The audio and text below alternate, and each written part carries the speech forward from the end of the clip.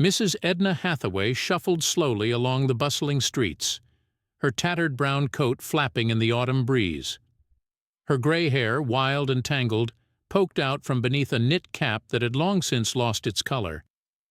With each step, the soles of her worn shoes scuffed the pavement, and though people passed her by, none made eye contact.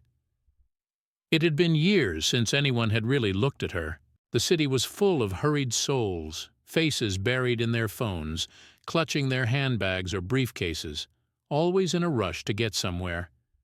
To them, Edna was invisible, just another shadow in the alleyways, another old woman without a home. They never suspected that behind the appearance of a homeless beggar, there stood a woman of great wealth and intelligence. Edna had chosen this life deliberately, though it had taken her years to come to such a decision.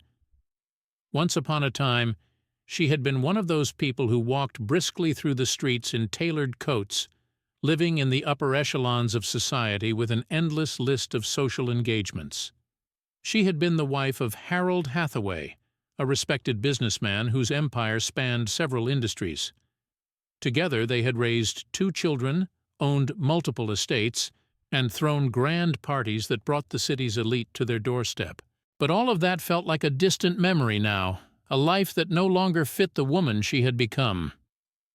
When Harold passed away, leaving her with a fortune beyond comprehension, Edna began to see the world in a different light. Her children had grown distant, more interested in the family wealth than in maintaining any connection with their mother. They spent their days overseas, mingling with socialites, always hungry for more. That was when Edna realized how shallow it all was, how everything in her life had been defined by the money and status she once thought were blessings. After Harold's death, she had no one to confide in, no one who saw her for who she truly was. The people she called friends were quick to disappear once the party invitations stopped coming, and her children hardly bothered to visit. Edna had spent her entire life surrounded by people who were either enamored with her wealth or indifferent to her existence. She had witnessed how cruel and judgmental society could be, how easy it was for people to discard those who didn't fit into their perfect image of success. So she devised a plan. She would live among the people she had once overlooked, shedding her riches like an old skin. She would walk the streets, eat in shelters, and sleep wherever she could, all the while watching and waiting for someone different, someone who could see past appearances and recognize the humanity in everyone. For years, Edna had drifted through the city, waiting for the right person to cross her path. It wasn't an inheritance she sought to give away lightly. It was her entire legacy, and she refused to leave it to those who would squander it or let it corrupt them. She had seen the darkness that money could bring out in people, and she would not allow her fortune to fall into the hands of the unworthy. So, she wandered, invisible to the masses, a test of character in rags. She endured the disdainful glares, the dismissive remarks, and the pitying glances that were always laced with judgment. She didn't mind. The discomfort was temporary, and the prize was immeasurable, finding the one person who could change her faith in the world.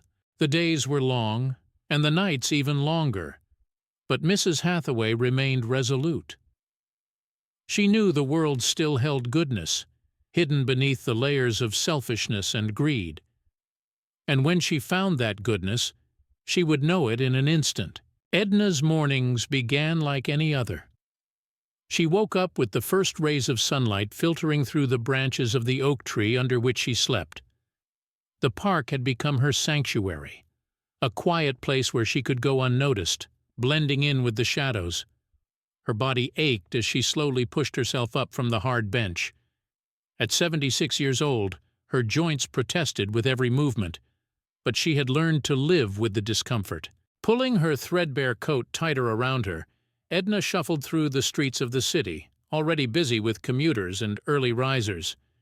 She made her way toward the small corner cafe where she would sit and warm her hands on a cup of water, pretending to be a paying customer until someone inevitably asked her to leave. She never begged, never asked for charity.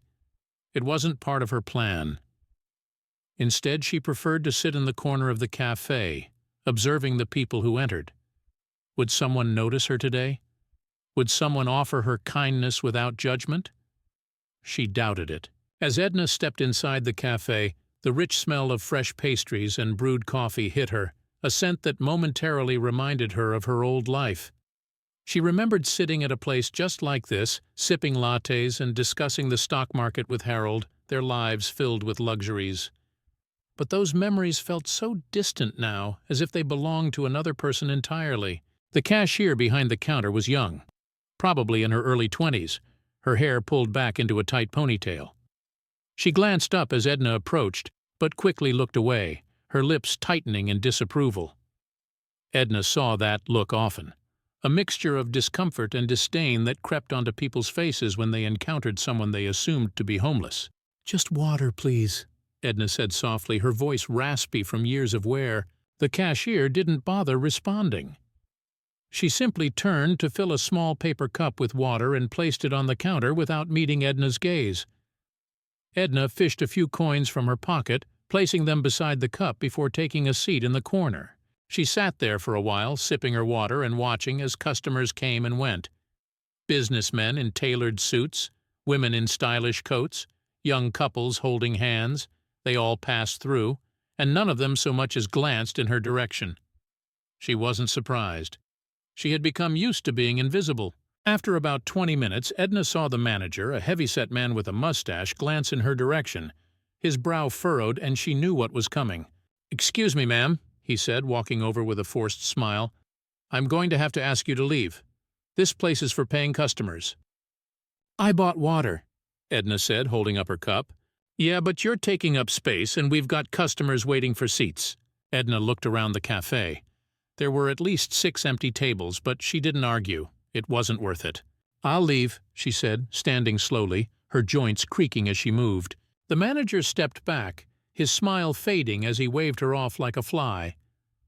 "Thank you," he muttered, already turning his attention to the next customer in line.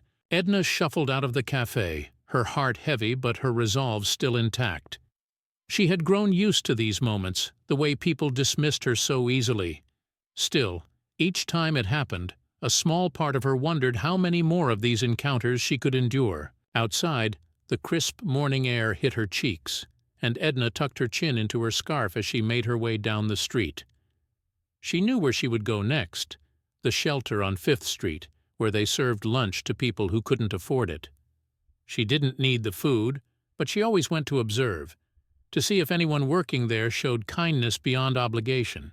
As she approached the shelter, she noticed a group of teenage boys standing near the entrance, laughing and shoving each other.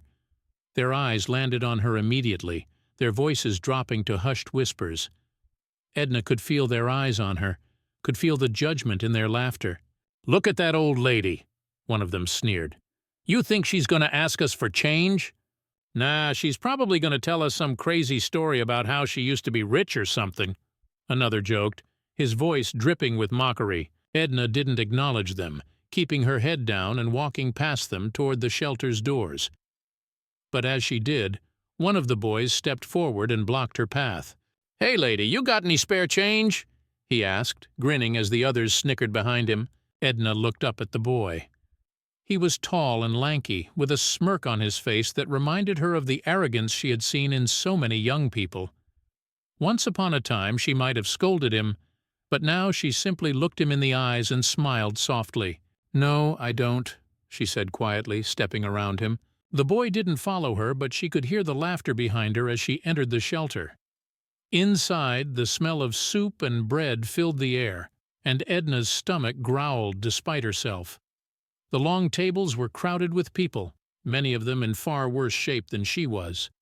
Some had missing teeth, others wore clothes that were nothing more than rags, and yet they all shared the same look, one of exhaustion and defeat. Edna waited in line, her small tray in hand, as the volunteers served the food. The woman in front of her, wearing a clean apron and a bright smile, greeted each person with the same friendly tone, but it felt rehearsed, as though she were reading from a script. When Edna reached the front of the line, the woman's smile didn't falter, but her eyes flicked over Edna's appearance for a brief moment before handing her a bowl of soup. "Enjoy your meal," the volunteer said, her voice cheerful but distant. "Thank you," Edna replied, though she knew the woman wasn't really listening. Taking a seat at the end of one of the long tables, Edna ate her meal in silence, her eyes scanning the room. She watched as the volunteers moved about, serving food and offering polite smiles, but none of them seemed to genuinely connect with the people they were serving. It was all so mechanical, so practiced. As she finished her meal, Edna felt a familiar sense of disappointment wash over her. Another day, another place where she was treated like a nuisance, an invisible burden on society. She had seen the worst of people for so long that she often wondered if there was anyone left who still valued kindness for its own sake. But deep down, she held on to hope. There had to be someone out there, someone who could see beyond the rags and wrinkles, beyond the assumptions and judgments. And when she found them, she would know that her search had not been in vain. ##*3. Edna's past, a life once lived, ***. Edna Hathaway hadn't always been a shadow in the world. Decades ago, she had lived a life that most could only dream of.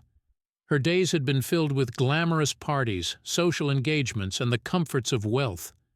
She had been a woman of elegance, known in high society for her grace, poise, and unshakable confidence. Back then, her name commanded respect. The Hathaway name was synonymous with success, largely due to her husband Harold's relentless pursuit of wealth. He was a man of industry, his empire spreading across real estate, manufacturing, and even a few tech ventures in the later years. They had met in their 20s, both ambitious and eager to carve out a life that was larger than anything they had known growing up. Harold had been the center of her world. Together they built a home, raised 2 children, and amassed a fortune so vast that they could never spend it all in 10 lifetimes. Edna remembered the sprawling estates, the lavish vacations, and the glittering jewels that once adorned her neck. They had owned multiple homes, each grander than the last. A penthouse in Manhattan, a summer villa in the south of France, and a countryside estate in England. There was always somewhere to go, someone to meet, some business deal to close. But beneath the glitter and the luxury, there had always been something missing. Harold was a kind man, but his attention was often consumed by his work. Over the years, his ambition had turned into an obsession, and the more successful he became, the less time he had for his family. Their children, Sophie and Julian, had grown up under the care of nannies and tutors, spending more time in boarding schools than at home. For years, Edna had played her part, smiling at dinners and charity galas, attending art auctions and society luncheons. She had become skilled at the art of small talk, knowing exactly what to say and when to say it. She had been adored by her peers, her life the envy of many. But there had always been an emptiness that lingered in the back of her mind. It wasn't until Harold passed away that the full weight of her loneliness settled over her. His sudden heart attack had come as a shock. One moment he was standing at the head of a boardroom table, giving instructions to his executives, and the next, he was gone. In the days following his death, Edna had been surrounded by people. Friends, acquaintances, business partners, they all came to offer their condolences. Her house was filled with flowers, cards, and well wishes, but none of it brought her comfort. In the quiet moments when the visitors had left and the house stood still, she felt the crushing reality of her solitude. Harold had been her partner in life, and now she was alone, left to navigate a world that no longer made sense to her. The children, now adults, had come to the funeral, but their presence had felt more like an obligation than a reunion. Sophie and Julian, both successful in their own right, lived lives as distant from Edna's as the stars in the sky. Sophie, married to a wealthy venture capitalist, had settled in California, while Julian, a hedge fund manager, had taken up residence in London. They lived in the same world Edna had once thrived in, but it was a world she no longer recognized. After Harold's death, Edna had tried to reconnect with her children, but they had been too busy with their own lives. The few phone calls they exchanged were brief, perfunctory. They spoke of business, of investments, and real estate, never once asking how she was doing or what she needed. Edna had realized with a pang of sorrow that her children had become products of the very world she and Harold had built. They were consumed by wealth, blinded by ambition. They couldn't see past the luxury and status to understand that there was more to life than material success. In the months that followed, Edna found herself withdrawing from the world she had once been so entrenched in. She stopped attending galas and parties, stopped accepting invitations to lunch. Her once vibrant social life faded, and she became something of a recluse. The sprawling estates, the designer clothes, the glittering jewels, they all felt meaningless without someone to share them with. It was during one of those lonely nights, sitting in the grand but empty dining room of her Manhattan penthouse, that the idea came to her. She had more money than she could ever need. But what was it worth if there was no one in her life who truly cared for her, or for others? She realized that the fortune she had been so proud of had, in some ways, poisoned her relationships. It had kept her children at arm's length, drawn in shallow friends, and surrounded her with people who only valued her for what she had. But Edna wasn't ready to give up. She didn't want her legacy to be one of greed and isolation. She wanted to find someone who could use her fortune for good, someone who would carry forward the values she had once believed in: kindness, generosity, and the ability to see beyond appearances. But finding that person wouldn't be easy.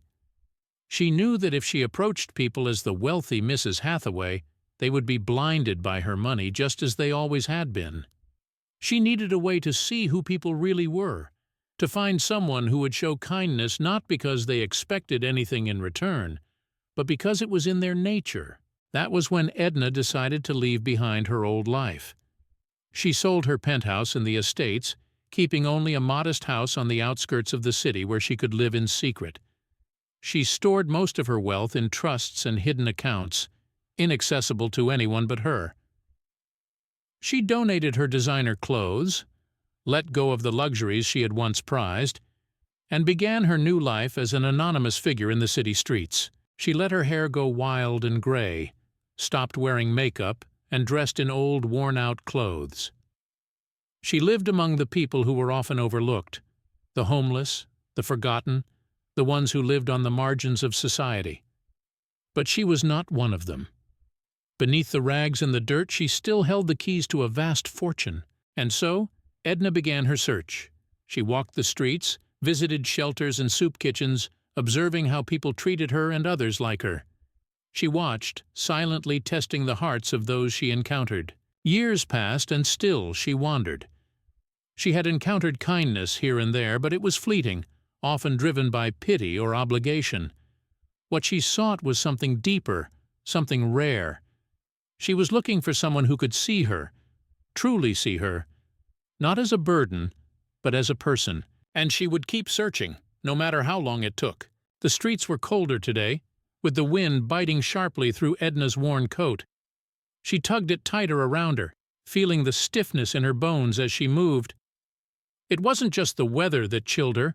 It was the people, the stony faces that ignored her, the eyes that slid over her as though she were a blemish on the landscape. She had grown used to it, in a way. The cruelty of others no longer shocked her, though it still stung. She was on the hunt for something deeper, someone who could look at her without judgment.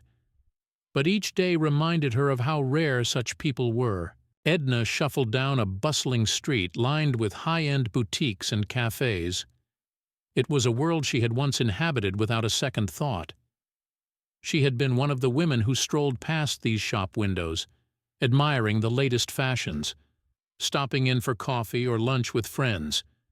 Now, those same women glanced at her and immediately looked away, their expressions tight with discomfort. As she walked past a boutique with sparkling dresses displayed in the window, a well-dressed couple emerged, laughing softly to each other. The man, tall and polished, paused mid-laugh as his eyes fell on Edna. His smile faded, and he nudged the woman beside him, whispering something under his breath. She glanced at Edna, wrinkling her nose as if she had smelled something foul. "Don't look," the woman said, barely disguising her disdain. "Let's just keep walking." But the man, emboldened by the woman's words, reached into his pocket and pulled out a few coins. With a condescending smile, he tossed the coins at Edna's feet, as if she were some kind of animal to be fed scraps. "There you go, Grandma," he said, smirking. "Get yourself something nice." Edna stared at the coins scattered on the sidewalk. The man's eyes flicked over her once more, satisfied with his performance of generosity, before he and the woman turned and continued down the street, their laughter trailing behind them. She didn't bother picking up the coins. They meant nothing to her. Not the money, not the man's hollow sense of superiority. She had seen this before countless times. The people who gave only to ease their own discomfort, who thought a few coins could buy them the moral high ground. Edna shook her head softly and moved on. Further down the street, she approached a small cafe. Her stomach rumbled with hunger, though she wasn't sure if it was worth the trouble to try and enter. The last time she had stepped inside, they had kicked her out after only a few minutes. But today the cold gnawed at her, and she longed for a moment of warmth. So she pushed open the door, the little bell above it jingling softly as she entered. The smell of fresh bread and coffee was almost overwhelming, and for a moment Edna hesitated, wondering if this was a mistake. But she was already inside, and people had started to glance her way, some with curiosity, others with immediate suspicion. She moved slowly toward the counter, eyeing the pastries behind the glass case. A young woman, no older than 20, stood behind the counter, her apron spotless, her hair tied back in a neat bun. Her smile faded as she noticed Edna's appearance. "Can I help you?" the girl asked, her voice clipped. Edna nodded. "Just a cup of coffee, please. Black." The girl hesitated, her eyes darting toward the back where the manager stood. He was watching the exchange with narrowed eyes, his arms crossed over his chest. After a brief pause, the girl turned and poured a small cup of coffee, her movements robotic and cold. "That'll be $2, she said, placing the cup on the counter. Edna fumbled in her pocket, pulling out a few coins. She knew she had just enough, but the girl's impatience was palpable as she waited for Edna to count out the change. When Edna finally slid the coins across the counter, the girl barely glanced at them before turning away, already moving on to the next customer. Taking her coffee, Edna moved toward a small table in the corner. She sat quietly, wrapping her hands around the cup, savoring its warmth. She was grateful for the heat, but the stares from the other patrons made her feel like an intruder. They were all so clean, so polished, their conversations flowing freely, unbothered by the world outside. Edna knew she didn't belong here, at least not in their eyes. But she wasn't leaving just yet. She was here to observe, to see if anyone noticed her, not as a nuisance, but as a fellow human being. Would anyone meet her gaze with kindness today? As she sipped her coffee, the door opened, and a man in his mid-40s entered, dressed in a crisp business suit. He looked like someone who had it all figured out, someone who knew the value of money and power. He walked with purpose, moving directly to the counter, where the girl greeted him with a bright smile. Edna watched as he ordered a coffee and a croissant, exchanging light banter with the girl. When his order was ready, he turned to leave, his eyes sweeping across the cafe. For a moment his gaze landed on Edna. She held his eyes, hoping, just for a second, that he might smile or even nod. But instead, his expression hardened, and he walked past her without a word, his jaw tight with discomfort. She sighed, taking one last sip of her now lukewarm coffee. The warmth had faded, just as her hope had. After leaving the cafe, Edna wandered aimlessly through the streets, the wind picking up, tugging at her coat. She knew the feeling of being an outcast all too well now, of being judged and dismissed. People didn't look at her and see a woman with a story. They saw a problem to be avoided. Later that afternoon, she found herself sitting on a bench outside a high-end grocery store. It was a place she used to shop when she was Mrs. Hathaway, a place that had once felt like home. Now, the people who entered the store barely spared her a glance. They walked in and out with their bags of organic produce and specialty cheeses, their lives untouched by the struggles of those around them. She was beginning to feel like this entire day had been one long reminder of humanity's failure to care for one another. But then something happened that caught her off guard. A young mother exited the store holding the hand of a small boy no more than 4 or 5 years old. The boy's eyes lit up as they passed by Edna, and he tugged at his mother's sleeve, his small voice filled with curiosity. "Mommy, why is that lady sitting there? Is she okay?" The mother glanced at Edna, her face tightening for a moment before she hurried the boy along. "Don't stare, honey. Just keep walking." But the boy, innocent and unfiltered, looked back at Edna, his eyes full of questions that his mother didn't seem interested in answering. He gave her a small wave before disappearing into the crowd with his mother. Edna smiled at the boy's simple gesture. Children always seem to see more than adults. Their hearts were open, unclouded by prejudice or fear. For the first time that day she felt a flicker of warmth return. Maybe the world wasn't entirely lost. Maybe there were still pockets of kindness hidden among the cruelty. And maybe, just maybe, she would find someone who could see her for who she truly was. Not a beggar, not a nuisance, but a woman with a story, a purpose, and a gift to give. It was a bitterly cold afternoon, the kind that made even the busiest of people slow their steps and huddle deeper into their coats. Edna, as usual, made her way to the park where she often sat, watching the world go by. She hadn't eaten since breakfast at the shelter and had spent most of the day wandering the city streets, lost in her thoughts. The world felt heavy, colder than just the air. In the years since she had started this journey, Edna had encountered countless people, but none had passed her unspoken test of character. She was growing weary of the same empty smiles, the same dismissive glances. She was starting to wonder if this search of hers was in vain. As she reached her favorite bench near the large oak tree, she sat down, her bones aching more than usual. The wind was sharp today, slicing through her threadbare coat, chilling her to the core. She shivered, pulling her coat tighter around herself. She had spent most of her time searching for something, someone, but today she just wanted to rest. People passed by without a second glance, some even quickening their pace as they noticed her, as if the sight of her huddled figure was an inconvenience to their day. She had gotten used to it. The avoidance, the discomfort people felt when they were faced with something they didn't understand. But it didn't hurt any less. Edna closed her eyes for a moment, trying to block out the cold and the noise of the city. She wasn't sure how much longer she could do this, how much longer she could keep waiting for someone to show her that kindness still existed in the world. It was then that she heard footsteps approaching. She opened her eyes, expecting to see yet another person pass her by without a word. But to her surprise, a young boy stood in front of her. He couldn't have been more than 12, his school bag slung over one shoulder, his brown hair sticking out in all directions as if he had been running. He stared at her for a moment, his head tilted slightly, his big brown eyes full of curiosity and something else. Concern. "Are you okay, ma'am?" the boy asked, his voice soft and genuine. Edna blinked in surprise. It had been a long time since someone had actually stopped to ask her anything, let alone with such sincerity. She nodded, though her lips trembled slightly from the cold. "I'm fine, dear," she said, her voice hoarse from the wind. "Just a little cold." The boy didn't move right away. He looked her up and down, as if trying to figure out why she was sitting here alone, without a proper coat or gloves.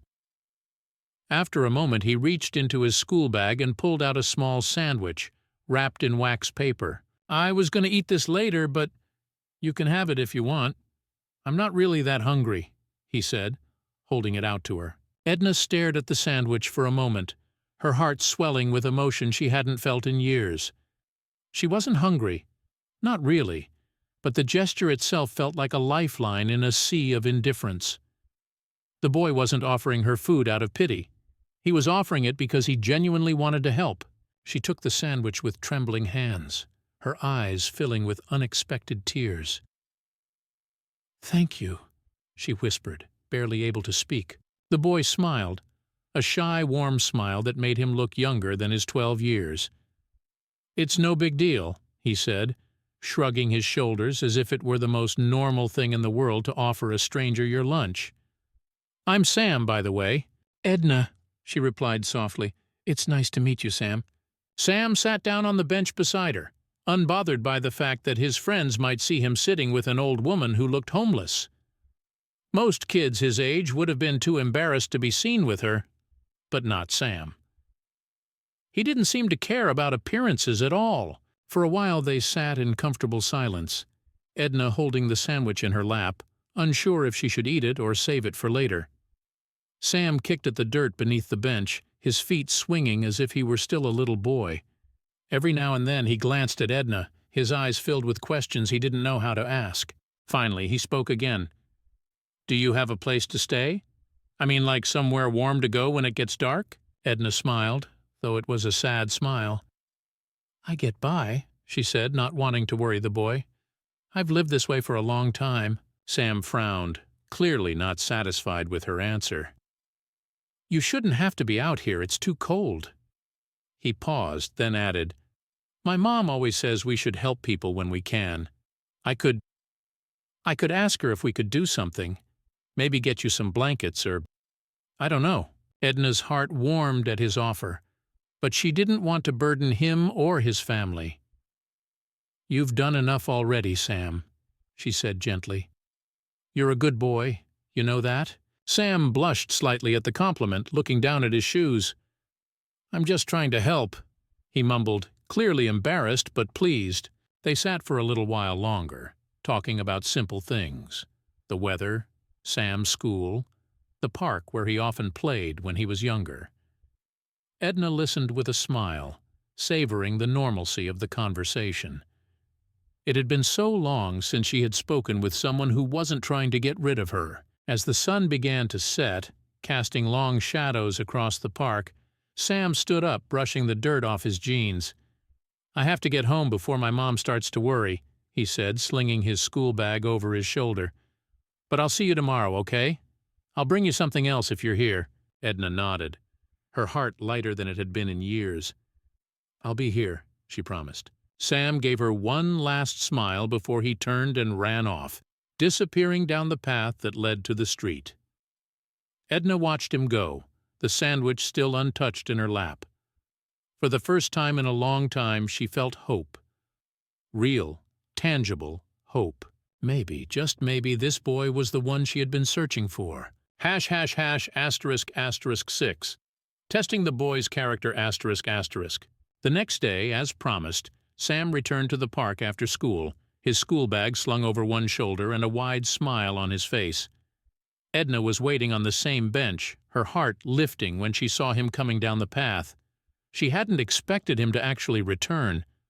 After years of being dismissed and overlooked, she had almost forgotten what it felt like to be remembered, let alone cared about.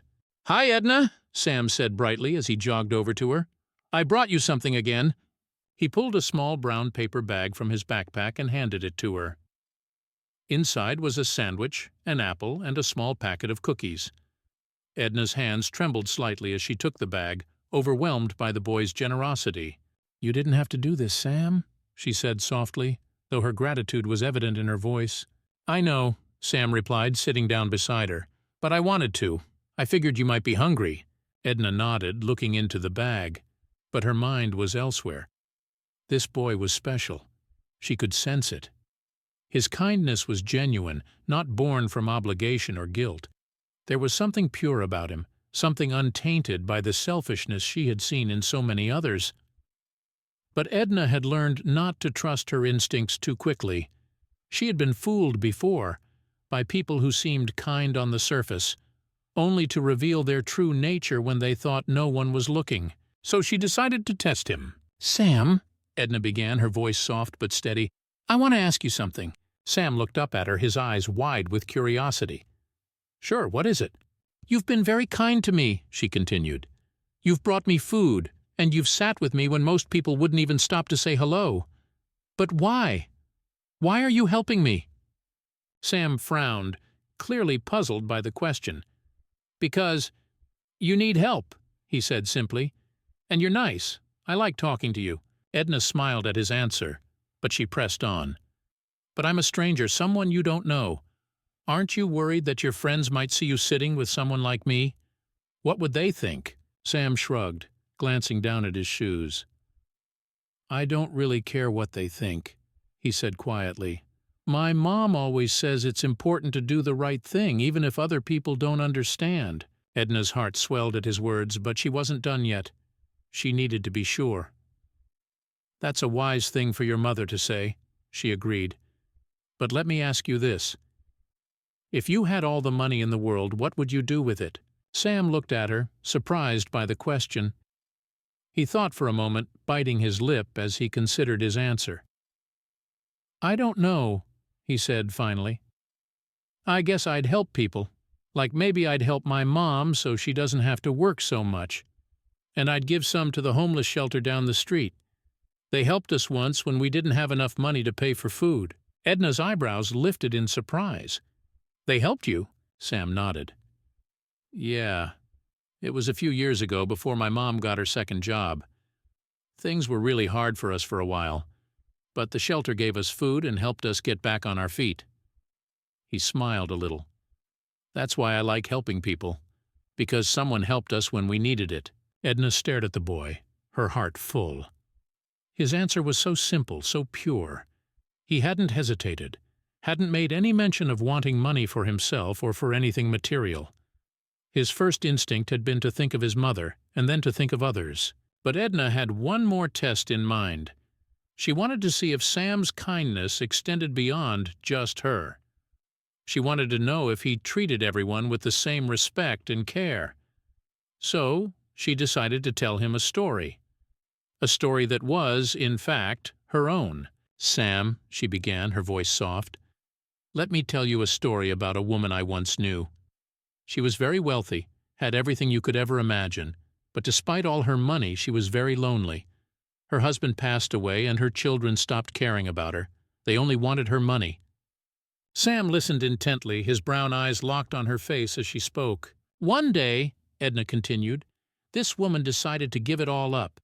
She sold her big houses and her fancy clothes and decided to live like a poor person so she could find someone who would treat her kindly, not because of what she had, but because of who she was.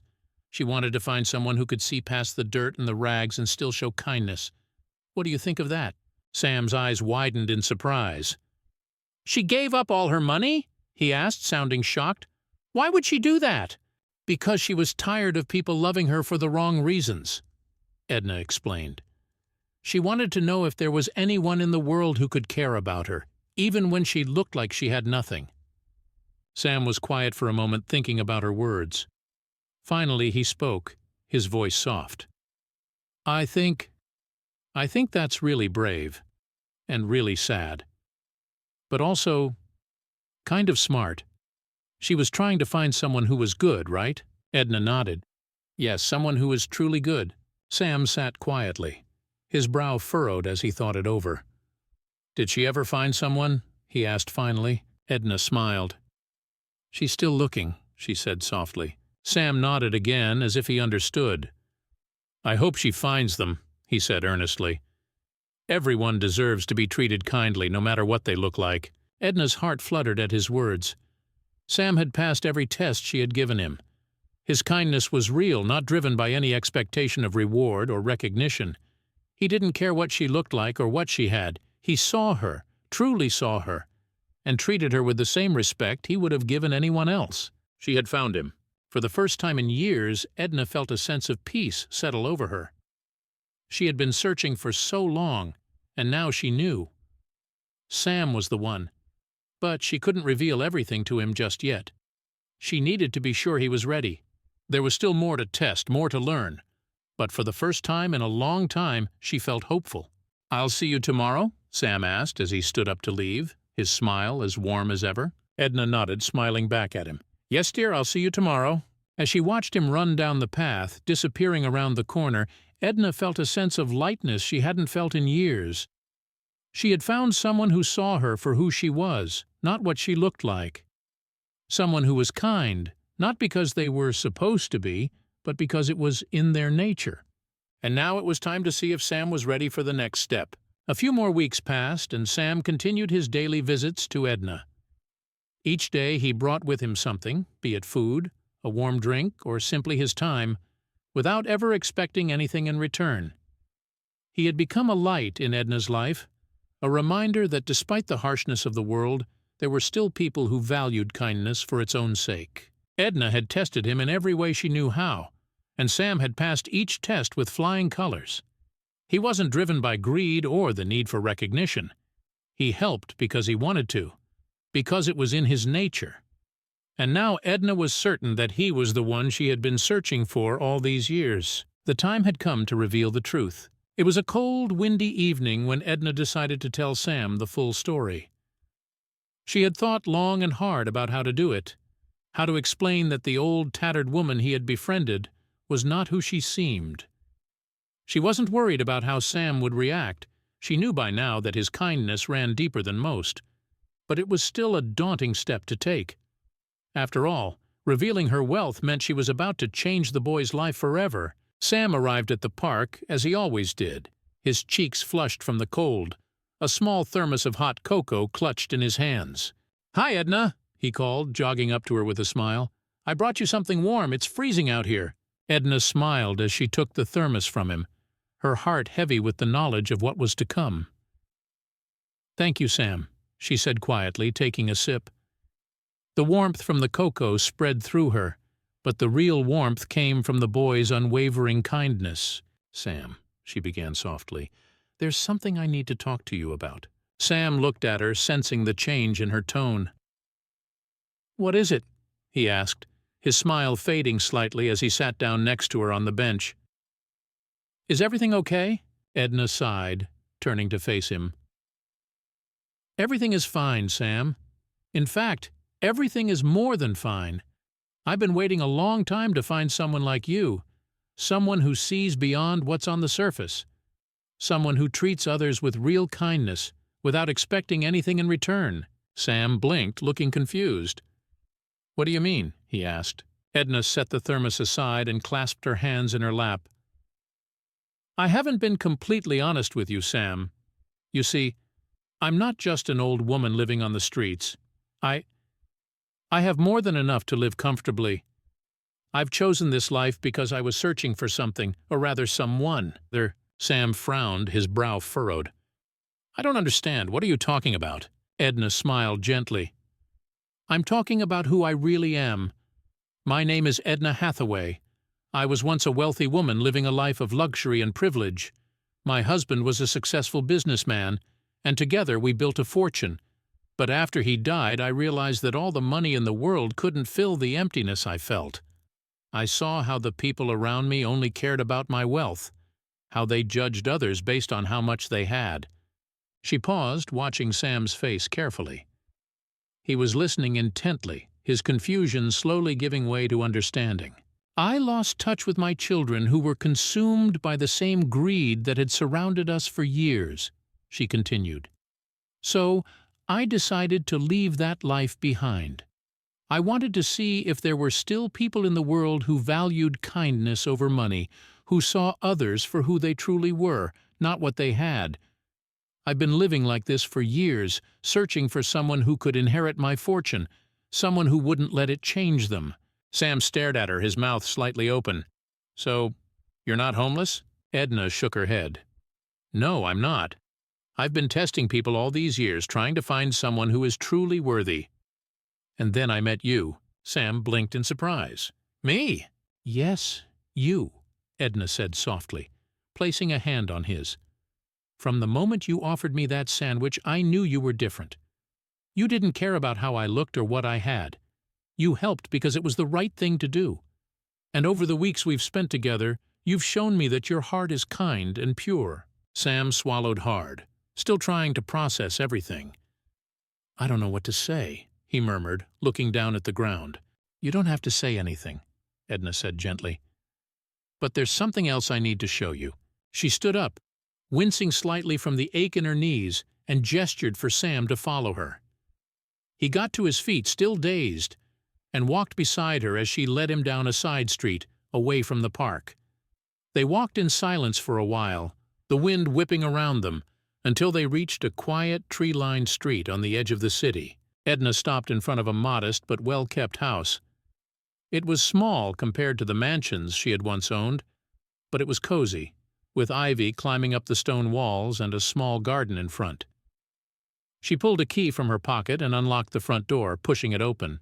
"This is my home," she said, stepping inside and beckoning for Sam to follow. Sam hesitated at the doorway, still trying to wrap his mind around what was happening. He had spent weeks thinking of Edna as a poor old woman, struggling to survive, and now here she was, standing in a beautiful house, telling him she was rich. He stepped inside, glancing around. The interior was simple but elegant, with comfortable furniture and warm lighting.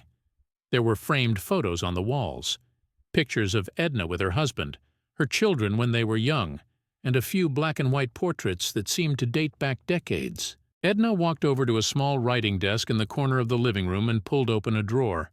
She took out a stack of papers and handed them to Sam.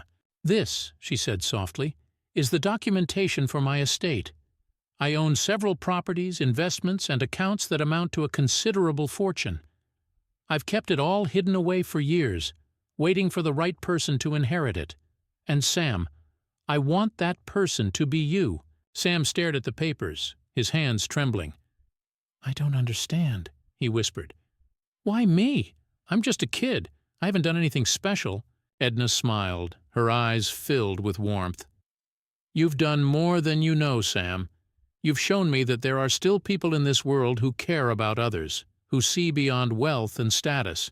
You've proven that you are the kind of person who can handle this responsibility with grace and humility." Tears welled up in Sam's eyes as he shook his head. "But I don't deserve this. I don't even know what I would do with all of this money." Edna placed a hand on his shoulder. "You'll figure it out, and I'll help you. But more importantly, I trust you. I know you'll use this money for good. You'll help your family, your community, and others who are in need. That's all I've ever wanted." Sam stood there, speechless, the weight of what Edna was offering him sinking in. He had never imagined something like this could happen, especially not from an old woman he had met by chance in the park.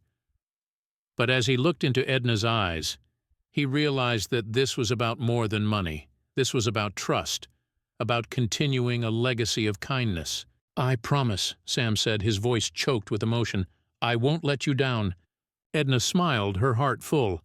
"I know you won't," even after revealing her fortune and offering Sam a life-altering inheritance.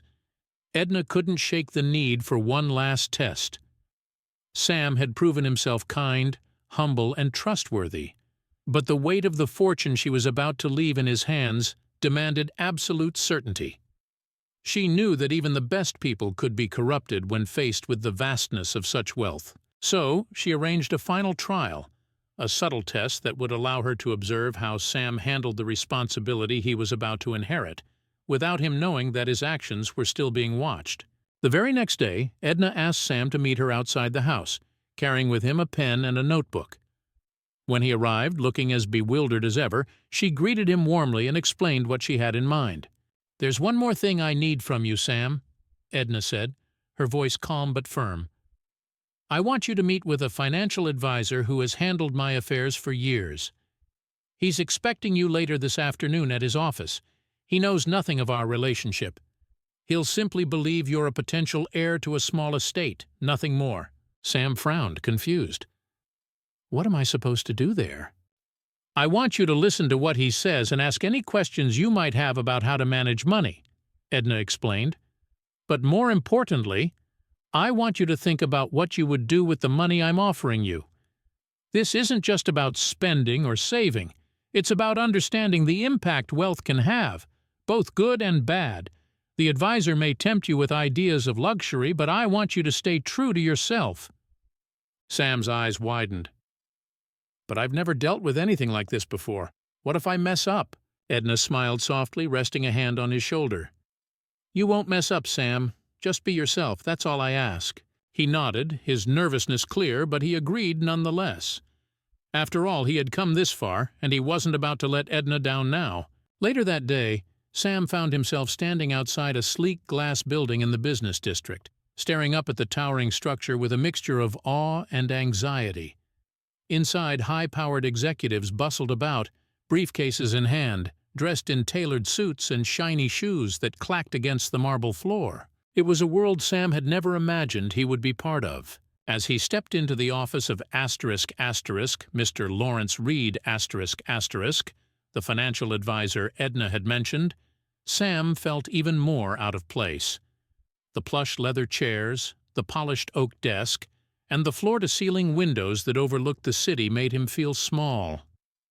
Mr. Reed himself was a tall man with graying hair and sharp eyes, dressed in an immaculate suit that made Sam's school clothes seem embarrassingly shabby by comparison. "Ah, you must be Sam," Mr. Reed said, his voice smooth and professional. He extended a hand, and Sam shook it, trying to hide his nerves. "Edna told me you'd be coming in today. She's a very special woman, you know." "Yes, sir," Sam said quietly, sitting down in the chair Mr. Reed offered. She's one of a kind." Mr. Reed smiled, but it didn't quite reach his eyes. "Indeed. Now I understand you're considering managing a small inheritance. Let's talk about what that means." For the next half hour, Mr. Reed explained the basics of financial management. Investments, trusts, taxes, and the many ways money could grow if handled properly. Sam listened intently, his notebook open, furiously scribbling notes despite the fact that most of it went over his head. He didn't want to appear clueless, even though the world of finance felt like a foreign language to him. But as the conversation continued, something shifted. Mr. Reed's tone became less formal and more tempting. He leaned forward slightly, his voice dropping as he spoke of the luxuries that could come with wealth, the sports cars, the vacations in exotic locations, the sprawling mansions. He painted a picture of a life filled with everything a boy like Sam could dream of. "With a fortune like Edna's," Mr. Reed said, his eyes gleaming, "you could live like royalty. Imagine never having to worry about anything again. You could have the best of everything. Designer clothes, the finest schools, world-class travel, you name it." Sam stared at him, the weight of Mr. Reed's words settling heavily on his shoulders. For a moment he imagined it, the idea of having everything he'd ever wanted. His mom would never have to work 2 jobs again, he could go to college without worrying about money, and he could buy whatever he wanted, whenever he wanted. It was all within reach. But something about the way Mr. Reed spoke unsettled Sam. It felt wrong, like the advisor was more interested in the money than in what it could do for others. "Of course," Mr. Reed continued, his voice silkier now, "it's important to enjoy life. What's the point of having money if you don't use it to make yourself happy? Edna's given you a gift, Sam. You should take advantage of it." Sam felt a knot form in his stomach. He thought back to Edna, sitting on that park bench with her tattered coat and worn-out shoes, and how she had chosen to live simply despite her wealth. She had told him how money had driven a wedge between her and the people she cared about, how it had corrupted those around her. And now here he was, being offered the very thing she had warned him about, the allure of excess. Sam took a deep breath, closing his notebook. "I don't think that's what Edna wants," he said quietly, looking Mr. Reed in the eye. "She told me this money isn't just for me. It's for helping others, too." Mr. Reed's smile faltered for a moment before he quickly recovered. "Well, of course," he said smoothly. "But there's nothing wrong with treating yourself too, is there?" Sam shook his head, his resolve firm. "I'd rather make sure my mom and I have what we need, but not more than that. I don't want to be one of those people who only care about money. Edna wouldn't want that either." There was a moment of silence as Mr. Reed studied Sam, his smile finally fading. He leaned back in his chair, nodding slightly. "You're a smart kid," he said, though there was no warmth in his voice. "I can see why Edna trusts you." Sam felt the tension in the room lift slightly, but he still couldn't shake the feeling that this conversation had been a test, not just from Edna but from the world itself. It was as if the entire system was designed to tempt him, to pull him into the same traps that had ensnared so many before him. He left the office shortly after, feeling both lighter and more burdened than ever. Lighter because he had stayed true to himself and Edna's teachings, but burdened because the reality of what lay ahead, the responsibility of handling a fortune and using it wisely, weighed heavily on him. Later that evening, Sam returned to Edna's house. She was sitting in her favorite armchair, waiting for him, her eyes twinkling with quiet anticipation. "Well?" she asked softly as he stepped through the door. "How did it go?" Sam smiled, though it was a tired smile. "It was intense. He kept talking about all the things I could buy, the life I could live, but I kept thinking about what you said, and I told him that wasn't what I wanted." Edna's eyes softened, pride evident in her expression. "And that, Sam, is why I chose you," she said, her voice filled with warmth. "You understand that money is just a tool that can do great good if it's used the right way." Sam sat down on the couch, feeling a sense of relief wash over him. "It's a lot to think about," he admitted. "But I don't want to mess this up." Edna smiled knowingly. "You won't, Sam. You've already passed every test I've given you, and more. You've shown me that you have the heart and the wisdom to carry this responsibility. I have no doubt that you'll use the money to help your family, your community, and others who need it." Sam nodded, feeling a deep sense of gratitude for the trust Edna had placed in him. "Thank you," he whispered, his voice thick with emotion. "For everything." Edna reached over, placing a hand on his. "No, Sam," she said softly. "Thank you for being the person I always hoped to find." The days following Sam's final test were filled with quiet reflection and preparation. Edna knew the time had come to finalize her decision, to officially pass on her legacy to the boy who had unexpectedly walked into her life and changed everything. Sam had proven himself in every way possible. His kindness, his humility, and his refusal to be swayed by wealth made him the perfect heir. Now it was time to make it official. Edna sat in her living room one evening, a large envelope resting on the small table in front of her. It contained the legal documents that would transfer ownership of her estate and financial assets to Sam. She had already arranged everything with her lawyer, ensuring that Sam would have guidance in managing the fortune, along with certain stipulations to help him navigate the overwhelming responsibility that would soon fall on his young shoulders. When Sam arrived that evening, his usual nervous energy seemed heightened. He had been thinking a lot about what Edna had said, about the responsibility of wealth and the weight it carried. He wasn't sure if he was ready, but he knew that he couldn't turn back now. Edna greeted him with a warm smile, her frail hands cradling a cup of tea.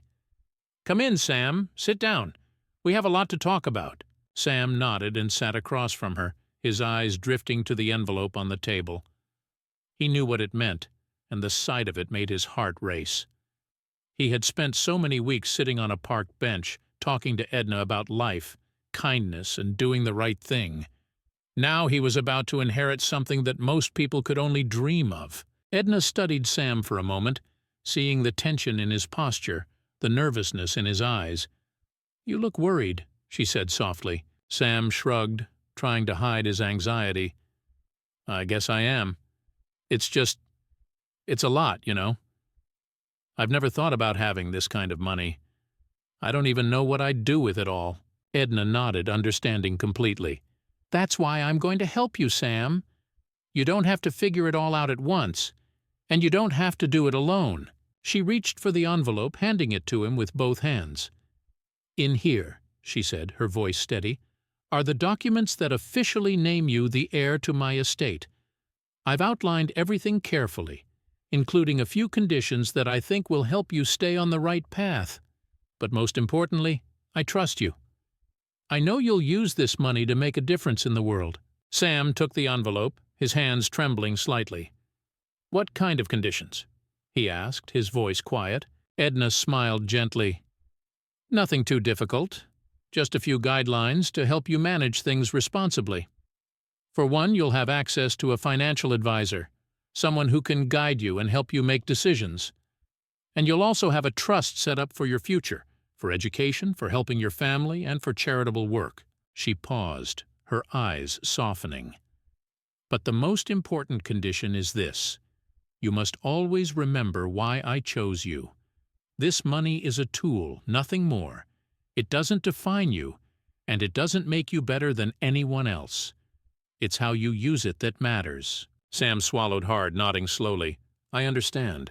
For a long moment the room was silent. Sam stared at the envelope, the weight of it sinking in. He was just a kid, barely 12 years old, but Edna was giving him the responsibility of a lifetime. It wasn't just about the money. It was about the trust she had placed in him, the belief that he could carry forward her legacy of kindness and compassion. "I don't want to let you down," Sam said quietly, looking up at Edna with wide, sincere eyes. "I'll try my best to use the money the way you want me to." Edna's heart swelled with pride as she reached across the table to take his hand. "I know you will, Sam. That's why I chose you. And I have no doubt that you'll do wonderful things with this gift. You've already proven that you're more than worthy." They sat in comfortable silence for a while, sipping tea as the evening light faded outside. Sam felt the weight of the world on his shoulders, but at the same time he felt a strange sense of calm. He wasn't sure what the future held, but he knew that with Edna's guidance he could navigate whatever challenges lay ahead. After a while, Edna spoke again. "There's one more thing I want to give you," she said, standing up slowly and walking over to a small bookshelf in the corner of the room. She pulled down a weathered, leather-bound book and handed it to Sam. "What's this?" he asked, turning the book over in his hands. "It's my journal," Edna said with a fond smile. "I've kept it for years, writing down my thoughts, my memories, and the lessons I've learned along the way. I want you to have it, Sam. It's not just about the money, it's about the wisdom that comes with it. I think you'll find it helpful." Sam opened the book, flipping through the pages. It was filled with neat handwritten entries, each one a glimpse into Edna's life and the experiences that had shaped her. He felt a deep sense of gratitude, not just for the fortune she was giving him, but for the knowledge and guidance that came with it. "Thank you," Sam whispered, his voice thick with emotion. Edna smiled, her eyes misty. "You've earned it, Sam, more than you know." The next few weeks were a whirlwind of activity. Edna worked with her lawyer to finalize the legal transfer of her assets to Sam, ensuring that everything was in place for when the time came. She introduced Sam to her financial advisor, a kind man named Mr. Baxter, who took a genuine interest in helping Sam navigate his new responsibilities. Throughout it all, Sam remained humble, grounded by the lessons Edna had taught him. He used the money carefully, focusing on what mattered most: helping his mother, improving their lives without excess, and giving back to the community.